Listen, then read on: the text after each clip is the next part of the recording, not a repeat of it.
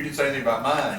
And then she said, well, you did a good job too. And I started saying, we're in church, Vicki. You need to be careful when you tell stories like that. And then Eric straightened out. He said he heard a frog behind him. That's more like it. It's great to be here this morning. Diane Weidman invited me and told me that y'all had been having Benny paid. That means I've got a hard act to follow. Benny's been a long-time friend of mine, but we have known each other for a long time, and I appreciate him. We served together as state missionaries for several years. I'm one of those rare guys. I'm an associational missionary. I'm an area missionary, and I'm also considered a state missionary. I wear all three hats and wear them different times in different places, but I'm delighted to be able to be here for your state missions emphasis. Our associational meeting for Turner Association is October the 12th, the time when you're supposed to be through with your children's home truck loading box over here. I want to encourage you to be a part of that meeting. It'll be on Sunday evening at First Baptist Church Ashburn. Registration will start at 4:30, the business meeting at 5, supper at 5:45, and worship service beginning at 6:30. So it's a great time of celebration. Randy Mullinax with our state evangelism department will be our guest speaker. He's a wonderful preacher. You'll enjoy him quite a bit. But let me mention about the children's truck unloading. You've got the item there in your bulletin about it, and the pastor's already said something about it. It's a great opportunity for us to be a part of that ministry.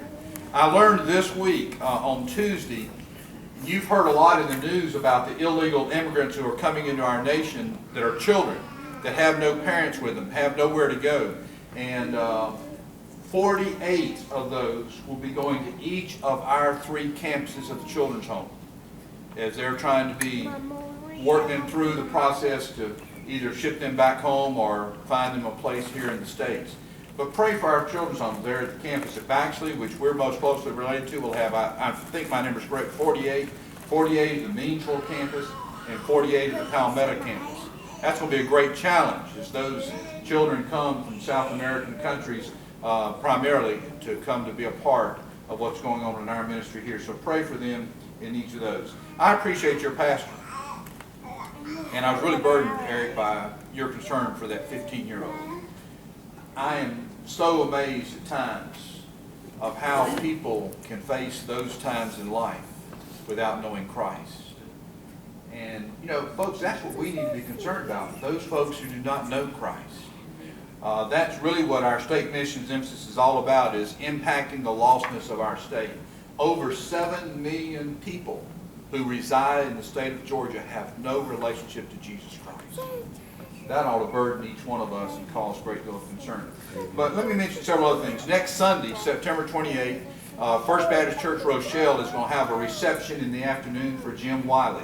Of course, he served as your pastor at one time, so many of you know him and love him.